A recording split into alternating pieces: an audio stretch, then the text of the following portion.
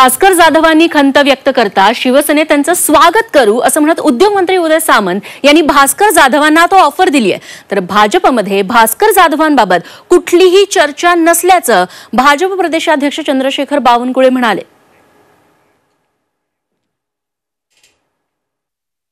भास्कर जाधव हे विधिमंडळातील सिनियर आमदार आहेत। त्यांचं संघटन कौशल्य आहे, ते महाराष्ट्र फिरू शकतात। त्यांनी मंत्री म्हणून काम केलंय, त्यांनी राष्ट्रवादी काँग्रेस पक्षाचे प्रदेशाध्यक्ष म्हणून काम केलंय आणि मी अनेक वेळा असं प्रामाणिकपणाने सांगितले की अशा व्यक्तीचं मार्गदर्शन भविष्यामध्ये आम्हाला जर मिळणार असेल तर आम्ही त्याचं स्वागत करू। शेवटी त्यांनी काय विचार करावा काय नाही करावा हा वैयक्तिक त्यांचा प्रश्न आहे ना, परंतु ते सिनियर आहेत आणि एक मात्र नक्की आहे, त्यांचा जो आवाका आहे, त्यांची जी भाषण शैली आहे, त्यांचं जे वक्तृत्व आहे, त्याच्यानंतर त्यांची काम करण्याची जी पद्धत आहे, त्याचा नक्कीच उपयोग करून घ्यायला काही लोक कमी पडले असतील। भास्कर जाधवजी हे पहिल्यापासूनच कामाला प्राधान्य देणारे नेते आहेत। आता मला माहिती नाही त्यांनी का असं मला त्यांच्या भूमिका मला माहिती नाही, माझी काही त्या फार चर्चा झाली नाही आहे आणि तुम्ही सांगितलेलं काही मला त्यातलं माहिती नाही।